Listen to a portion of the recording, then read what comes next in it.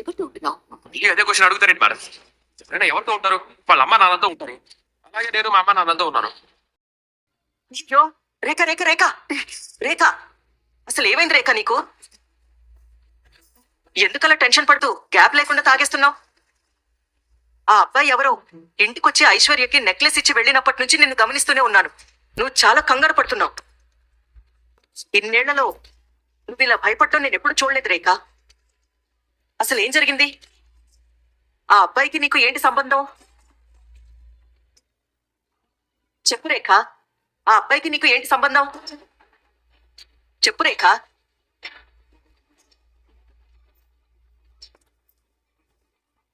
కొన్నేళ్ల క్రితమే చనిపోయాడు అనుకున్నవాడు కళ్ళ ముందుకొచ్చి వెళ్ళబడింది. భయపడకుండా ఎలా ఉండగలదురా? ఏం మాట్లాడుతున్నావు నువ్వు? చనిపోయిన వాడు కళ్ళ ముందుకు రావడం ఏంటి? ఈ దుఃఖిరాల ఇంటి వారసుడైన స్వరాజ్ని మా అమ్మ తన చేతులతో చెప్పింది. అది నా కళ్ళారా చూశాను. ఎన్నేళ్ల తర్వాత మళ్ళీ అదే పోలికలతో ఒకడు వచ్చి నా కళ్ళ ముందు నిలబెట్టాడు. అది నమ్మలేకపోతున్నాను. నేను నమ్మలేకపోతున్నాను. అసలు అది ఎలా జరుగుతుంది? ఆ రాజు పోలికలతో ఇంకొకడు ఎలా ఉంటాడు? పోనీ మనుషుల్ని పోలిన మనుషులు ప్రపంచంలో 7 ఉంటారని విన్నా, కానీ ఏ సంబంధం లేకపోయినా అచ్చుకుతినట్టు ఉండరు కదా. దానికి ఒకే ఒక్క అవకాశం ఉంది. ఏంటది? రాజ్ మేనల్లుడు స్వరాజ్. వాడు మాత్రం ఎలా తిరిగి వస్తాడు? ఆ బాంబ్ బ్లాస్ట్ లో వాడు చచ్చాడు కదా. ఒకవేళ చావకపోయి సరే, నువ్వన్నట్టు బతికే ఉన్నాడు అనుకున్నా, వాడు మాత్రం ఏం చేయగలడు చెప్పు? ఏం మాట్లాడుతున్నావు వదినా? రాజ్కి మేనల్లుడంటే ఈ ఇంటికి అఫీషియల్ గా మరో వారసుడు అవుతాడు. మన శత్రువు అయింది మాత్రం. ఒకవేళ వాడు గనక బతికుంటే ఎందుకి బావగా ఈ ఇంట్లో అడుగు పెడతాడు. దానికి తోడుగా నిలబడ్డా. అప్పుడు మనం పోరాడాల్సింది ఒక్కరితో కాదు, ఇద్దరితో. అంటే మనం ఇన్నేళ్లుగా ఎదురు చూస్తుందంతా బూడిదలో పోసిన పన్నీర్ అవుతుందా? మన చేతికి ఆస్తి రాదా? రాదా రేఖ, రాదా? వదినా, ఇదంతా కేవలం నా ఊహ మాత్రమే. నిజంగా వచ్చినవాడు కేవలం రాజ్ పోలికలతో మాత్రమే ఉన్నాడా? లేకపోతే వాడు నిజంగా రాజు మేనల్లుడా అనేది మనం తేల్చుకోవాల్సి ఉంటుంది. ఒకవేళ అదే నిజమైతే ఎన్ని రోజులుగా వాడు ఎందుకు రాలేదు? ఎందుకు దూరంగా ఉన్నాడు? రేఖ, వాడు అలా రాలేదంటే వాడు నువ్వు అనుకుంటున్నవాడు కాదేమో. అలాని కుట్టిపారేలే వదినా. 20 ఏళ్ల మన నిరీక్షణ ఏ చిన్న తప్పు జరగటానికి కూడా వీల్లేదు. వాడు ఎవడు? అసలు ఎక్కడుంటాడు? వాడు పుట్టినప్పటి నుంచి ఏమీ చేశాడు అన్న వివరాలు మొత్తం తెలుసుకోవాలి.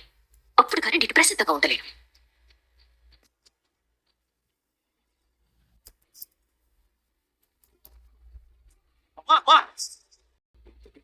ఎవరు పట్టించుకునేంటి? పట్టించుకున్నంత మాత్రాన కలలు రావడం ఆగిపోతాయా ఏంటి? సీరియస్ గా మాట్లాడుతుంటే మీరు పట్టించుకోకుండా కామెడీలు చేస్తారేంటి? అసలు నేనంటే ఎవరికి ఇంట్లో ప్రేమ లేకుండా పోయింది. ఒరే, నీకొచ్చే ఫ్యాంటసీ కళ్ళకి మాకు ఏమైనా సంబంధం ఉందారా? లక్ష్మీదేవి ఎప్పుడైనా నోట్ల కట్లు ఒంటి కారేసుకొని పరిగెడుతుందా? అయినా నువ్వు చెప్పావు కదా అని మేము నమ్మాము.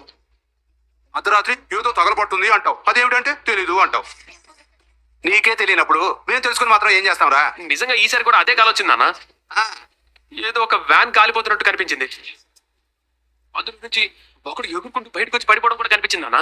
అబ్బా, పర్లేదురా, నీ కల్లో బాగానే ప్రోగ్రెస్ ఉంది. ఇప్పటి వరకు ఓన్లీ మంటలే కనిపించే అనేవాడివి, ఇప్పుడు అందులో ఒకటి యాడ్ అయ్యన్నమాట. చిచ్చి, నా కళల గురించి మీకు చెప్పడమే దండగా. అబ్బో, పెద్ద రవివర్మ పెయింటింగ్స్ మరి గుర్తు పెట్టుకుని మరి ఆస్వాదించడానికి. ఏమండి, వాణ్ణి చూస్తుంటే నాకేదో అనుమానంగా ఉందండి. ఏమైంది లక్ష్మి? ఒకే కళ ఒక వారంలో 3 సార్లు రావడం మామూలు విషయం కాదండి. అది నాకు అర్థమవుతుంది. వాడు చిన్నప్పుడు విషయాలేవో వాడికి గుర్తొస్తున్నాయి అనుకుంటా. అవేంటో పూర్తిగా తెలుసుకోకుండా మనం కూడా చేయగలిగింది ఏమీ లేదు కదా. మనం ఏం చేయగలమన్న విషయం పక్కన పెట్టండి. వాడు చిన్నప్పుడు శ్రీశైలంలో మనకి దొరికిన విషయం దాచిపెట్టేవేనా తప్పు చేస్తున్నావా? అప్పుడంటే వాడు చిన్నపిల్లాడు, భయపడుతున్నాడని ఊరుకున్నాం. కానీ ఇప్పుడు పెద్దవాడయ్యాడు. అయినా సరే మనం ఆ విషయాన్ని దాచిపెడుతున్నామంటే నాకేదోలా ఉందండి. మనం చేస్తున్న ఈ పని వల్ల వాడికి సంబంధించిన వాళ్ళకి వాడు దూరం అవుతున్నాడా అనిపిస్తుందండి. లక్ష్మి, నీలాగే నేను చాలాసార్లు ఆలోచించాను. నువ్వు అన్నట్టు వాడి అమ్మా నాన్నలు బతికుంటే మనం తప్పు చేసిన వాళ్ళం అవుతాం. ఒకవేళ వాడు చనిపోయి ఉంటే వీడికి నిజం చెప్తే వాళ్ళని వెతుక్కుంటూ వెడతాడు. వాళ్ళు చనిపోయారని తెలిస్తే ఆ బాధను వీడు జీవితాంతం మోయాలి లక్ష్మి. మనం వాడి కన్నవాళ్ళం కాకపోవచ్చు కానీ పెంచిన వాళ్ళమే కదా. వాడు బాధపడుతుంటే చూస్తూ ఎలా ఊరుకుంటావు చెప్పు. ఏమండి, ఇంత ప్రేమ పెట్టుకుని ఎప్పుడో వాడిపైన అరుస్తూనే ఉంటారేంటండి? మా ప్రేమ ఇప్పుడు మా గొడవలోనే ఉంది లక్ష్మి. వాడేవో పిచ్చి పనులు చేయడం, వాడిని తిట్టడం, ఇలా జరగకపోతే మా జీవితాలు నడవేమో. మన సంగతి ఏమో కాని నాకు తెలిసి వాడికి సంబంధించిన వాళ్ళు ఎవరో ఒకరు ఉండే ఉంటారనిపిస్తోందండి. ఏదో ఒకరోజు వీడిని వెతుక్కుంటూ వస్తారేమో అని నా మనసు చెప్తోందండి. నమస్తే మేడం. మీరు చెప్పిన రాజుగారి ఇల్లు ఇదే మేడం.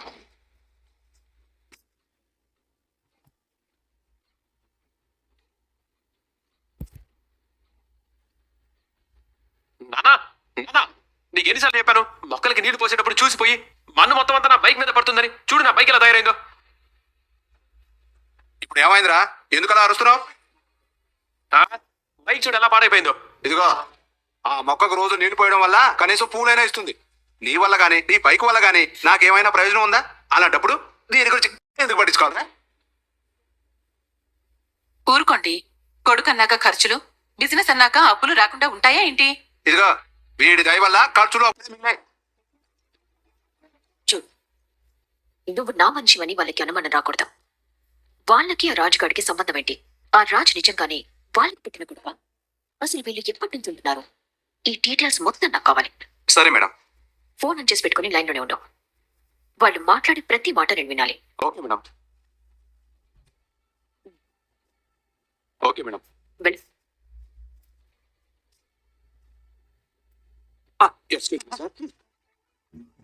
నా పేరు ధర్మయ్య.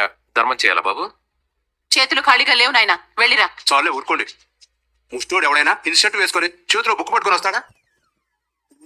కరెక్ట్గా చెప్పారు సార్. ఏ గుడికో బడికో చంద కోసం వచ్చింటాడు పాపం. సార్, నేను ఏ రకంగానూ అడుక్కోవడానికి రాలేదు సార్. మరి ఎందుకు వచ్చావు? మీ గురించి తెలుసుకోవడానికి వచ్చాను సార్. తెలుసుకుని ఏం చేస్తావయ్యా? బుక్లో రాసుకుంటాను సార్. రాసుకుంటే ఏమొస్తుంది?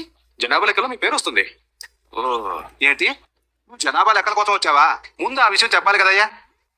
చెప్పే అవకాశం ఎక్కడిచ్చారు సార్? మీ ఫ్యామిలీ క్రియేటివిటీకి ముస్టోటి దగ్గర మొదలుపెట్టి చందాలు అడుక్కునే వాడి దగ్గర ఆపారు. సర్లే రాసుకో. చెప్పండి సార్. నా పేరు చలపతి. చిన్న ఆఫీసులో గుమస్తా ఉద్యోగం చేస్తున్నాను. ఈవిడ నా భార్య లక్ష్మి. ఈ ఇంట్లో గుమాస్తాగా పనిచేస్తున్నాను, వితౌట్ శాలరీ. సూపర్ గా చెప్పావమ్మా. మరి ఈ అబ్బాయి ఎవరు సార్? ఆ ఎక్కడో దొరికితే అద్దెకి తెచ్చుకుందాం. లేకపోతే అదేం ప్రశ్న అయ్యా? పక్కింటో వాళ్ళని ఎదురింటో వాళ్ళని తీసుకొచ్చి నా కొంపలో ఎందుకు పెట్టుకుంటాను? వాడు నా కన్న కొడుకు. ఇంకా నా కష్టాలు తీద్దాం. ఇందాక అప్పులన్నావు. అవి తమర వల్ల వచ్చిన బోనసులు నాయన. సార్, మీ తండ్రి కొడుకుల గొడవ తర్వాత తెలుసుకోవచ్చు కానీ ముందు నా పని చేయండి సార్. సర్లే తగలడు. ఇదిగో, వీడి పేరు రాజు. చిన్నోడి పేరు వెంకటేశ్వర్లు. తర్వాత అక్కర్లేదని ఆపరేషన్ చేయించారు. అక్కర్లేదని కాదు, మీకు సంపాదన లేదని చేయించారు. చెప్పవే, ఇంకా చెప్పవే. ఇంటి ముందు కారు లేదు, బ్యాంక్ లో బ్యాలెన్స్ లేదు, ఇంట్లో ఫుడ్ లేదు, మొత్తం అన్ని చెప్పవే సంసారం గురించి. సార్ సార్, అందరితో నేను సున్నం పెట్టుకుంటారండి సార్. సున్నం కాకపోతే అన్నం పెట్టుకుంటాను. నీకెందుకయ్యా? వచ్చి పొందుకుని వెళ్ళిపో. ఇక్కడ ఎన్నేళ్ళుగా ఉంటున్నారు అడుగు. మీరు ఇక్కడ ఎన్నెలుగా ఉంటున్నారు? నేను పుట్టినప్పటి నుంచి ఈ కొంపలోనే ఉంటున్నాను నాయన. చలపతి నాన్న గురించి అడుగు. మరి మీ నాన్నగారు? మా నాన్నగారు కూడా ఇక్కడే పుట్టారు, ఇక్కడే పెరిగారు. వాళ్ళ తాత గురించి. మరి మీ తాతగారు? ఏమయ్యా, నువ్వు జనాభా లెక్కల కోసం వచ్చావా, పురావస్తు శాఖ నుంచి వచ్చావా? పురాతనమైన విషయాలన్నీ నీకెందుకయ్యా? బతుకున్న వాళ్ళం కళ్ళ ముందు కనిపిస్తున్నాగా, అది రాసుకుని నువ్వు వెళ్ళిపో. రాజ్ బంధువుల గురించి. సార్, ఆఖరికి ఒక ప్రశ్న సార్. ఏమిటో ముందు తగలాడు. రాజ్కి దూరపు బంధువులు కానీ చుట్టాలు కానీ ఎవరైనా ఉన్నారా అడుగు. మీ అబ్బాయి రాజుగారికి దూరపు చుట్టాలు కానీ బంధువులు కానీ ఎవరైనా ఉన్నారా? ఇదేం వేద ప్రశ్న అయ్యా? వాడికి బంధువులు అయితే నాకు బంధువులు అవుతారుగా. ఆయన కష్టాలు వస్తే పారిపోయే బంధువులంటే చెట్ట చిరాకు నాకు. అందుకే ఎవరిని దగ్గరకు రానివ్వను. నీ పీనాజ్ బుద్ధులు చూసాక ఏ చుట్టం దగ్గరికి రావట్లే. ఆ? పద. ఇంకా ఏం చూస్తున్నావా? రాసుకోవడం అయిపోయిందిగా, తగలడు. Thank you sir.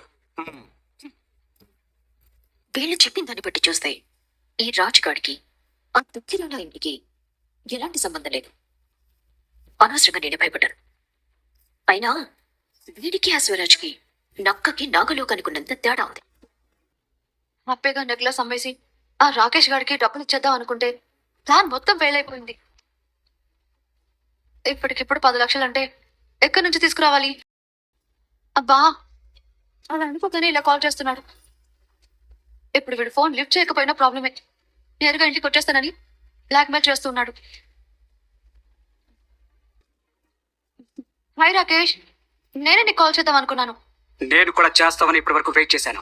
నేను నీ పని మీద ఉన్నాను రాకేష్. పని మీద ఉండడానికి పని పూర్తయింది అనడానికి చాలా తేడా ఉంది ఐశ్వర్. నిన్నే గోల్డ్ తాకట్టు పెడుతున్నానని మనీ ఇస్తానని చెప్పావు. మళ్ళీ ఇప్పుడు మాట మారుస్తున్నావేంటి? నో నో నో, ఇప్పటికీ నేను అదే మాట మీద ఉన్నాను. కాకపోతే ఒక చిన్న ప్రాబ్లం వచ్చింది. నేను నీకు డబ్బులు ఇవ్వాలని నా నెక్లెస్ తాకట్టు పెట్టడానికి గోల్డ్ షాప్కి వెళ్ళాను. కానీ ఆ నెక్లెస్ ఎక్కడ పడిపోయింది కదా? పోనీ ఆ నెక్లెస్ మీ ఇంట్లో వాళ్ళకే దొరికిందా? నువ్వు నమ్మినా నమ్మకపోయినా అదే జరిగింది రాకేష్. Stop it Aishwar. ఈ చిన్నపిల్లల ఆటలు నా దగ్గర వద్దావు. ఇన్ని రోజులు మన మధ్య ఉన్న ఫ్రెండ్షిప్ వల్లే ఆలోచిస్తున్నాను.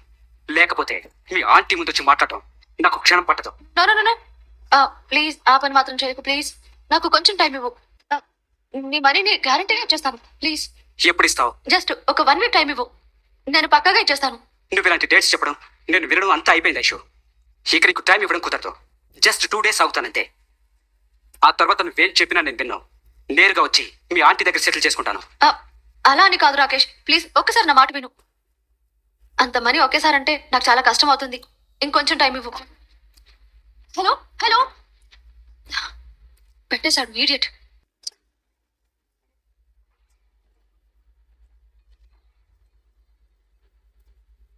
అసలు నీకు కామన్ సెన్స్ ఉందా? అలా సైలెంట్ గా వచ్చి భయపడ. అయినా నన్ను అనుకుంటా నా రూమ్ లోకి ఎందుకు వచ్చావు? నీకేం పని? అసలు నువ్వేం చేస్తున్నావు వైషు? అంటే అది ఆ రాకేష్ ఫోన్లో. నేను అడుగుతుంది నువ్వు ఫోన్లో ఎవరితో మాట్లాడుతున్నావని కాదు, నువ్వు చేస్తున్న దాని గురించి అడుగుతున్నా. నేనేం చేశాను? ఏం చేశానని అంత తేలిగ్గా అడుగుతున్నావేంటి ఐషు? నీ ఇంట్లో నువ్వు దొంగతనం చేయాల్సిన అవసరం ఏమొచ్చింది? పోనీ ఒకవేళ తీసుకుంటే అది నేనే తీసుకున్నానని రేఖా ఆంటీకి చెప్పే అంత ధైర్యం కూడా నువ్వు చేయలేకపోయావంటే నువ్వేదో తప్పు చేసావన్నట్టే కదా అర్థం. అసలు ఏం చేస్తున్నావు నువ్వు? ఆ రాకేష్ ఎవడు? అతనికి నువ్వు డబ్బులు ఎందుకు ఇవ్వాలి? ఆల్రెడీ రేఖా ఆంటీ నీకు అవసరానికి మించి డబ్బులు ఇస్తూనే ఉంది. నువ్వు కూడా విచ్చలవిడిగా ఖర్చు పెడుతూనే ఉన్నావు. అయినా సరే నీకు డబ్బు సరిపోలేదంటే నువ్వేం చేస్తున్నావు వైషు? రోజు రోజుకి నువ్వు ఎంత దిగజారిపోతున్నావో నీకు అర్థం అవుతుందా? ఏయ్, పిచ్చి పిచ్చిగా వాగావంటే పళ్ళు రాలు కొడతాను. అయినా ఇవన్నీ చెప్పడానికి నువ్వెవరే? ఇది నా లైఫ్, నాకు నచ్చినట్టుగా నేను ఉంటా. ఎవరి లైఫ్ వాళ్ళ ఇష్టమే, నేను ఒప్పుకుంటాను. కానీ మగాడి కోపానికి లెక్క ఉండాలి, ఆడదాని ఆశకి హద్దు ఉండాలి. ఈ రెండిట్లో ఏది హద్దు దాటినా ఆ ఇల్లు కుక్కలు చింపిన విస్తర్లా మారుతుంది. ఆ లెక్కలు హద్దులు నీకున్నాయేమో కానీ నాకు లేవు. నేనెవరికి భయపడి బతకాల్సిన అవసరం నాకు లేదు. నీకు నిజంగా అంత ధైర్యమే ఉంటే ఆ నెక్లెస్ తీసింది నువ్వే అని రేఖా ఆంటీకి చెప్పొచ్చు కదా. నేనే దొంగతనం చేసినట్టు ఎందుకు అబద్ధం చెప్పావు? అందరి ముందు నన్ను ఎందుకు దోషిగా నిలబెట్టావు? నా అవసరానికి నేను ఒకటే తీసుకున్నా. రేఖా ఆంటీ ఇంకొక నెక్లెస్ పోయిందని చెప్పేసరికి ఆ అవకాశం నీకు తప్ప ఎవరికి ఉండదని నీ పేరే చెప్పా. ఐషు, అలాంటి పనులు నేను చేయనని నీకు బాగా తెలుసు. నువ్వు అమేకురల్లా మంచిదాన్ని మన ముసుగేసుకుని నటించినంత మాత్రాన నమ్మడానికి నేనేమి పిచ్చిదాన్ని కాదు. నువ్వు కూడా మీ అమ్మ లాంటి దానివే. మీ అమ్మ కూడా నీలానే ఉంట కదా, మంచిదానిలో అందరి ముందు నటిస్తూ ఆస్తి మొత్తం తన గుప్పెట్లో పెట్టుకుందంట కదా. మా అమ్మ గురించి మాట్లాడితే ఊరుకోను ఐషు. ఊరుకోకపోతే ఏం చేస్తావు? ఇప్పుడే కాదు మళ్ళీ మళ్ళీ అదే అంట. ఏ నిజం కదా? ఆస్తి మొత్తం నొక్కేసి మా అమ్మ మోహన చిల్లర వేసిందంట కదా. ఆ రేఖ అంటే నీ మనసులో నాటిన విషయం వల్ల మంచి మాటలు కూడా నీకు చెడుగానే కనిపిస్తున్నాయి. ఏదో ఒకరోజు ఈ విషయంలో నువ్వు చాలా బాధపడతావు ఐషు. అసలు నువ్వెవరే నాకు చెప్పడానికి? నీకేం అధికారం ఉందని చెప్తున్నావు? మరి నీకేం అధికారం ఉందని నన్ను దొంగం చేసావు? నువ్వు అలాంటి దానివి కాబట్టి చేశాను. తప్పు చేసింది నువ్వు, నటించేది నువ్వు. ఏదో ఒకరోజు నీకు నిజమేంటో తెలుస్తుంది. తెలుసు కాబట్టి నీతో ఎలా నడుచుకోవాలో అలానే నడుచుకుంటున్నా. నీ స్థాయి ఏంటో గుర్తు చేస్తున్నా. నువ్వు రేఖ ఆంటీ మాయలో ఉన్నావు. తప్పకుండా మూల్యం చెల్లిస్తావు. నువ్వేమైనా నా ఫ్యూచర్ ప్రెడిక్షన్ వా లేక నా తలరాత రాసిన బ్రహ్మవా? అంత గొప్పదాన్ని నేను కాకపోవచ్చు ఐషు. కానీ ఏదో ఒకరోజు నువ్వే నా దగ్గరికి వచ్చి తప్పు చేశానని బాధపడతావు. అది మాత్రం నిజం. అలాంటి రోజే వస్తే నేను చావనైనా చేస్తాను కానీ నీ దగ్గరికి మాత్రం రాను. పో బయటికి. ఛా!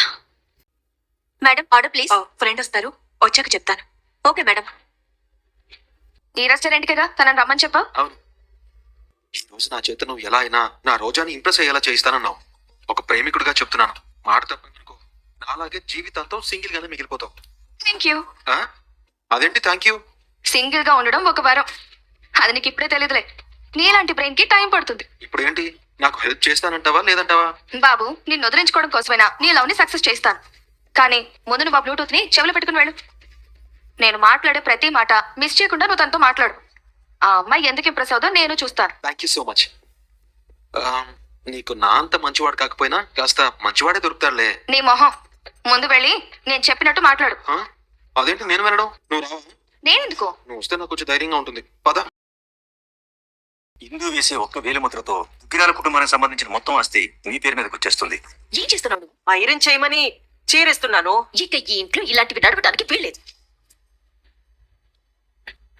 తప్పకుండా దీని దగ్గర సంతకం పెట్టించుకుని ఆస్తి మొత్తం కొట్టేయాలని చూస్తోంది. ఆ దేవుడు ఎప్పుడైనా మనకి సాయం చేయొచ్చు. మనం చేయాల్సిందల్లా ఆ యుద్ధానికి సిద్ధంగా ఉండవే. ఒంటరిగా పోరాడుతున్న ఇందుకి ఇప్పుడు సహాయం కావాలి. ఆ దేవుడే తప్పకుండా ఎవరో ఒకరి రూపంలో చెయ్యిని అందించాలి. Hello, the great Raju. Like చేసి తప్పకుండా సబ్స్క్రైబ్ చేయండి.